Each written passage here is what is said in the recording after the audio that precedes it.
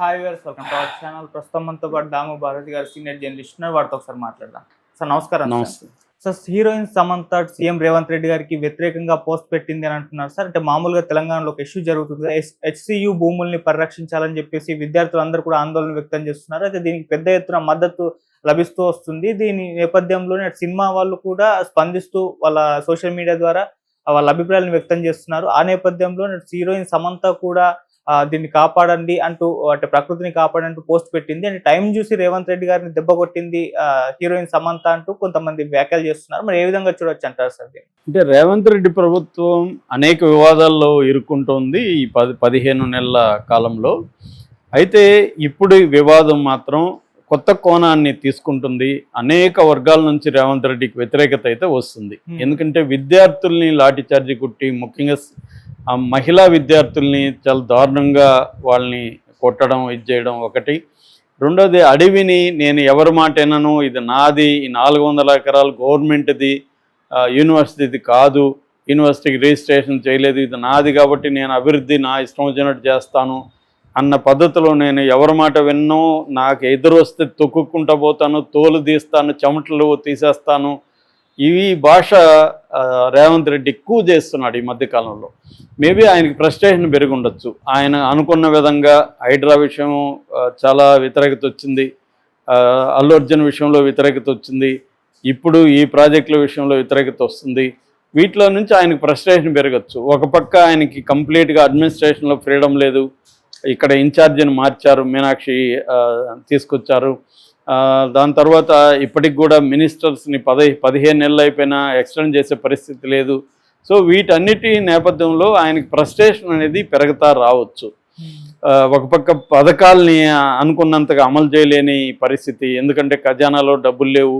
ఇవన్నీ ఆయనలో ఒక ఫ్రస్ట్రేషన్ పెరుగుతుంది. రెండోది, మళ్ళీ 5 ఏళ్లలో వస్తామరామో తెలీదు, ఉన్నది ఆల్రెడీ 15 months అయిపోయింది, ఇంకా 3.5 yearsే ఉంది. ఈ 3.5 yearsలో ఆయన అనుకున్నవి కొన్నన్నా చేయాలి. అంటే రేవంత్ రెడ్డి ముందున్న ఇదేంటంటే ప్లాన్స్ ఏమంటే, ఒకటి, తాను ఒక వైఎస్ఆర్ లాగా ప్రజల్లో బాగా నిలబడాలి, ప్రజలకి ఇంత పెద్ద పనులు చేశాడు రేవంత్ రెడ్డి అనేది ఒకటి నిరూపించుకోవాలి. రెండు, కేసీఆర్ నుంచి తెలంగాణ సెంటిమెంట్ అంటే కేసీఆర్ ఉన్నాడు, దాన్ని బ్రేక్ చేసి కేసీఆర్ని డామినేట్ చేసి తెలంగాణకి ఛాంపియన్ రేవంత్ రెడ్డి అన్న ఇది తను క్రియేట్ చేసుకోవాలి. ముఖ్యంగా హైదరాబాద్ చుట్టుపక్కల డెవలప్మెంట్ అనేది తుడిచిపెట్టేసి, బీఆర్ఎస్ని తుడిచిపెట్టి ఆ ప్లేస్లోకి తాను రావాలి అనేది ఆయన పొలిటికల్గా తన కనీసం ఒక 10 ఏళ్ళు తన సీఎంగా ఉండాలి అన్న ఒక లాంగ్ టర్మ్ గోల్ పెట్టుకొని దానికి అనుకూలంగా ఆయన డెవలప్మెంటు, సంక్షేమం, ఈ 2 విషయాల్ని ప్రధానంగా ఫోకస్ చేయడం. ఇంకా వ్యక్తిగతంగా చూసుకున్నప్పుడు ప్రతి పొలిటికల్ పార్టీ లీడర్లు పెద్ద పెద్ద ప్రాజెక్టులు తీసుకొస్తారు. ఇప్పుడు కేసీఆర్ ఉన్నాడు, ఆయన మిషన్ భగీరథ కావచ్చు, తర్వాత కాళేశ్వరం, ఈ 2 పెద్ద ప్రాజెక్టులు. ఎందుకంటే పెద్ద ప్రాజెక్టులోనే డబ్బులు ఎక్కువ తినడానికి కుదురుతుంది ఎవరికైనా. అభివృద్ధి ఉన్న చోటే కరప్షన్ ఉంటుంది, అభివృద్ధి లేకపోతే కరప్షన్ కుదరదు కదా. అందుకనే అభివృద్ధికి కరప్షన్ అనేవి కవల పిల్లలు ఎక్కడైనా ప్రపంచంలో. ఈవెన్ చైనా లాంటి కమ్యూనిస్ట్ దేశాల్లో కూడా కరప్షన్ లేకపోతే అసలు అభివృద్ధి లేదు అని ఆ మధ్య ఒక ఫిమేల్ సోషియాలజిస్టు చాలా డీటెయిల్గా కరప్షన్కి డెవలప్మెంట్కి ఉన్న రిలేషన్షిప్ని ఎస్టాబ్లిష్ చేసింది.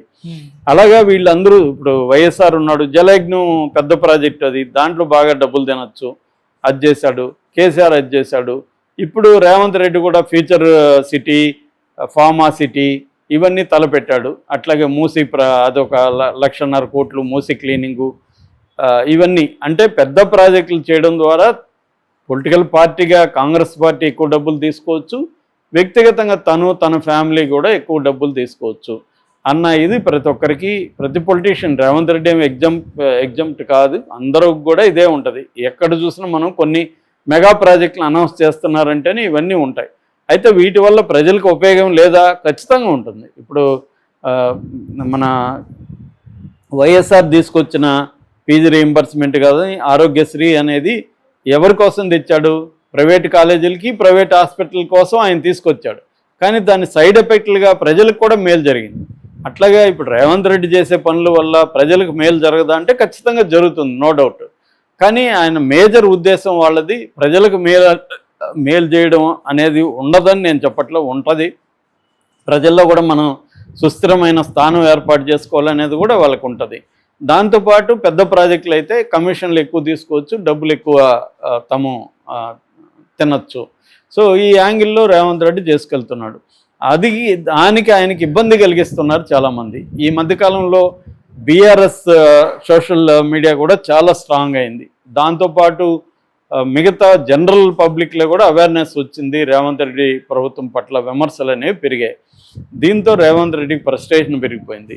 ఇప్పుడు కొత్తగా అందుకనే ఆయన చర్చలో లేకపోతే సామరస్యంగా వాళ్ళతో మాట్లాడడము, యూనివర్సిటీ విద్యార్థులతో మాట్లాడడం ఇవన్నీ కాకుండా నేను తొక్కేస్తాను, తోలు తీస్తాను, అంచేస్తాను, మీరు గుంటనెక్కలు ఈ భాషే మాట్లాడుతున్నాడు. ఖచ్చితంగా ఒకప్పుడు ఈయన ఇలాంటి భాషకు వ్యతిరేకం, కేసీఆర్ ఇలా స్వభావానికి అహంకారానికి వ్యతిరేకం. ఆయన స్లోగనే 7వ ఇది ఆయన అంటే 6 పథకాలతో పాటు ఆయన 7వది ఇంపార్టెంట్ది ఏంటంటే కేసీఆర్ అహంకారానికి తెలంగాణ ఆత్మగౌరవానికి మధ్య పోరాటం అనేది ఆయన ప్రధాన స్లోగన్గా తీసుకెళ్ళగలిగాడు.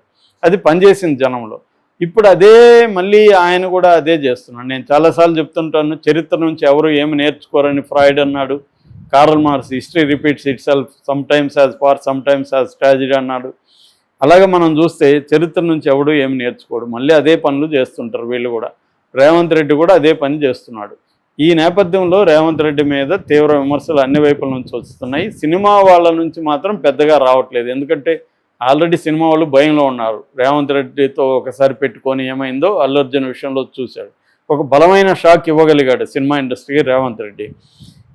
ఇప్పుడు మళ్ళీ దీని విషయంలో ఎంటర్ అయితే మళ్ళీ దెబ్బ తగులుతుందని సైలెంట్గా ఉన్నారు. ఎవరు పెద్ద స్థాయిలో ఎవరు కూడా మాట్లాడలే. చివరికి నాగార్జున భార్య అమల ఆమె జంతువులు వీధి కుక్కల మీద కూడా విపరీతంగా పోరాటం చేస్తుంది. పెటా అనే సంస్థతో పనిచేస్తుంది. ఇప్పుడు 400 ఎకరాల్లో అనేక జంతువులు నాశనం అవుతున్నాయి. వాటి కేకలు అవన్నీ వీడియోలు పెడుతున్నారు. కానీ దాని మీద ఆమె స్పందించాల. ఎందుకంటే సైలెంట్గా ఉంటే మంచిది, మళ్ళీ మనం ఆయన జోలికి వెళ్తే ఆయన మన జోలికి వస్తాం, సైలెంట్గా ఉన్నాయి. కానీ రేణు దేశాయ్ ఫస్ట్ స్పందించింది. నా బిడ్డలు ఫ్యూచర్ బిడ్డల్ని కాపాడండి, వాళ్ళు పిల్లలు నేను చనిపోవచ్చు కానీ నా బిడ్డలు అంటే ప్రజలు కావచ్చు, విద్యార్థులు కావచ్చు, వీళ్ళు నా బిడ్డలు లాంటి వాళ్ళు, వాళ్ళని రక్షించండి, అట్లాగే వన్యప్రాణులను కాపాడండి అని ఆమె విజ్ఞప్తి చేసింది. అది చాలా హంబుల్గా చేసింది. దాని తర్వాత సమంత మామూలుగా ఇట్లాంటి విషయాల్లో జోక్యం చేసుకోదు, కానీ సమంత కూడా జోక్యం చేసుకుంది. దీన్ని ఇప్పుడు కొంతమంది ఏమంటున్నారంటే ఒకప్పుడు సమంతని చాలా నీచంగా కాంగ్రెస్ ప్రభుత్వం కావచ్చు, పార్టీ కావచ్చు, లేకపోతే కొండ సురేష్ లాంటి వాళ్ళు మాట్లాడారు. దానికి ప్రతీకారంగా సమంత ఈ పోస్ట్ పెట్టింది అన్న వాదన తీసుకొస్తున్నాడు. సమంత కూడా ఏం చెప్పిందంటే ఆమెమి దీన్ని ఏదో ఘోరంగా మాట్లాడలేదు, దీన్ని కాపాడండి, అడవుల్ని మనం నాశనం చేస్తే 4-5 డిగ్రీల సెంటిగ్రేడ్ ఉష్ణోగ్రత పెరుగుతుంది, ఇది మంచిది కాదు అనేది ఆమె కూడా చెప్పింది. అంటే ఇక్కడ ఒక సెంటిమెంటల్ ఆస్పెక్ట్లో కూడా దీన్ని జంతువులు నాశనం చేసేస్తున్నారు అదంతా. అట్లాగే రేర్ యానిమల్స్ అండ్ బర్డ్స్ ఉన్నాయి, వీటన్నీ నాశనం అయిపోతున్నాయి అనేది ఒకటైతే, ఒకటి గ్రీన్ హార్న్ అంటారు దాన్ని. ఆ గ్రీన్ హార్న్ అనేది దెబ్బతింటే మొత్తం పర్యావరణం సమతుల్యానికి దెబ్బతగులుతుంది అనేది కూడా మాట్లాడుతున్నారు. కానీ నేను చాలాసార్లు చెప్పాను, అభివృద్ధి అంటేనే ఇవాళ పర్యావరణాన్ని నేచర్ని దెబ్బ తీయకుండా అభివృద్ధి అనేది లేదు ఎవరు చేసినా. గతంలో బీఆర్ఎస్ చేసిన అభివృద్ధి అంతా చెట్లను కూలగొట్టకుండా, రాళ్లను ధ్వంసం చేయకుండా, ప్రకృతి బ్యాలెన్స్ని నాశనం చేయకుండా అభివృద్ధి చేసిందా? ఎక్కడైనా ఎనీ సిటీ వెనక ఇప్పుడు అమరావతి ఉంది, 55,000 ఎకరాలు పంట పొలాల్ని నాశనం చేసే కదా అక్కడ సిటీ వస్తుంది. ఎక్కడైనా ఇదే అభివృద్ధి అంటేనే మన ఇప్పుడున్న అభివృద్ధి మోడల్ ప్రపంచంలోనే ప్రకృతిని ధ్వంసం చేసుకుంటూ రావాలి. ఇది ఇప్పుడు మోడలే కాదు, మొదటి నుంచి కూడా ప్రకృతితో మనిషి పోరాటం ఉంది, ఐక్యత ఉంది. పోరాటం లేకుండా ప్రకృతితో మనిషి ఎప్పుడు లేడు. ప్రకృతిని జయించడానికి మనిషి పోరాడుతూనే ఉంటాడు. దీన్ని